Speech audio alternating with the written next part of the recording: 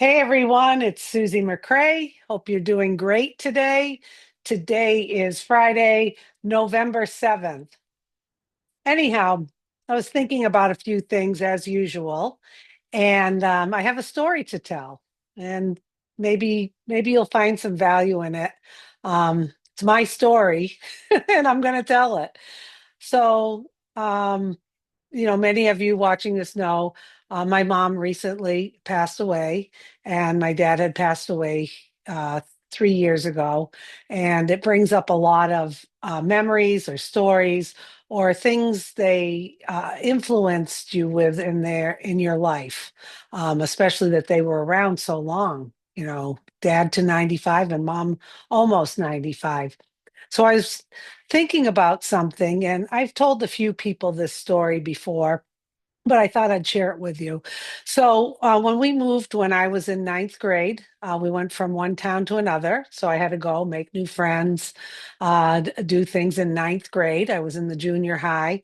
And then our high school was 10 through 12. So I made new friends and I was an athlete. I was a jock, and that allowed me to make a lot of new friends, have some fun, fit in, so to speak. So my sophomore year in the fall, I was a field hockey player and I made the varsity and I was shocked. I had no expectation. I just went out there and played.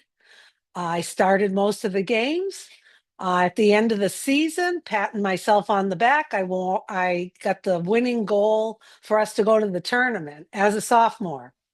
I remember we were sophomore to senior. So that was a big deal. I never expected it, but I made the varsity team. So move on to the next sport.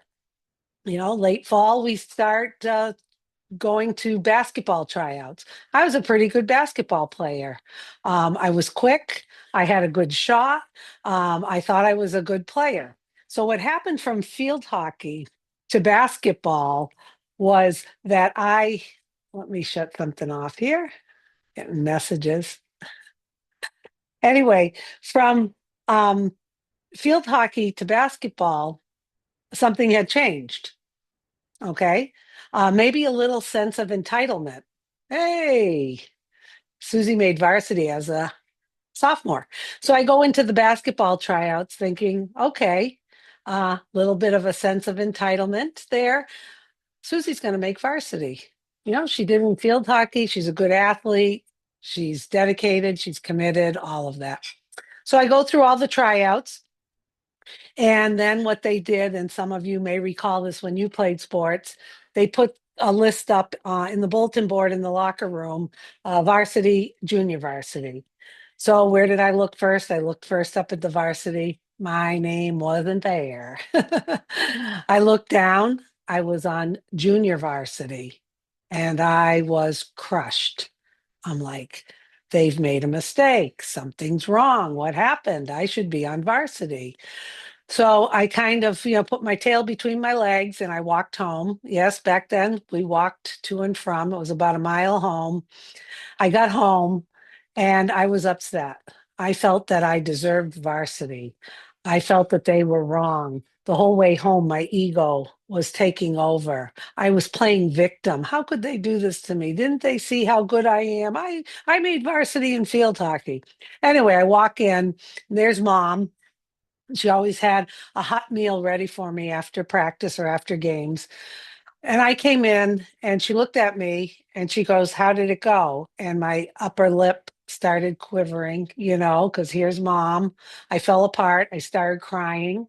I said, "They put me on JV, junior varsity. I didn't make the varsity." So my mom immediately hugged me. And that lasted only a few seconds because then she looked at me and she said, "Susie, I'm going to tell you something right now. Life isn't always fair and you better get used to it.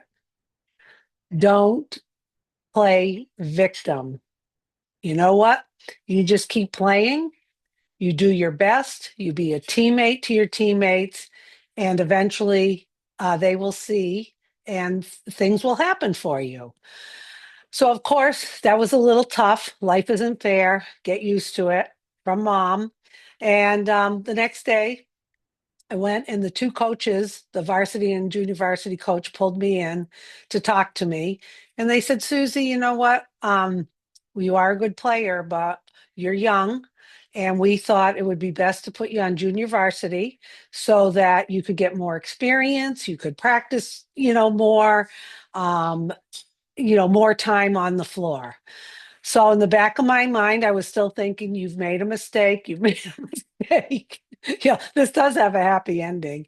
Um, you made a mistake. You made a mistake. But you know what? I swallowed my pride and I said, I'm committed. I'm not switching teams. I'm not switching schools. My parents aren't coming in.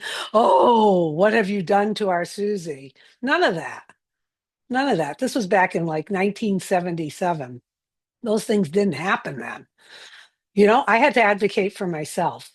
So I practiced hard, and the first junior varsity game, I blew it out of the water. I played great. I was high scorer. I had a lot of steals. I had a lot of assists. I played great, and I was proud of myself. My parents were at the game. They were proud of me. And guess what happened? I got moved up to varsity immediately after that game. The coaches brought me into the office again, and they said, we made a mistake. We're sorry we didn't see what we should have seen in you. And I ended up starting as a varsity player in basketball, and I continued to do my best. So I guess you all know the moral of the story here. I went into the field hockey team with no expectation, no sense of entitlement, no victim. I went in, I played my heart out, I made varsity, and I was like, it was great. It was unexpected. Then I got a sense of entitlement that I should be on the varsity basketball team. Don't they know this? you know? So my mindset was different going into basketball. I had a clean slate going into the first sport. So it really, really, really sunk in about entitlement. And the saying always goes, if you have a sense of entitlement, you're always guaranteed a seat at the victim's table.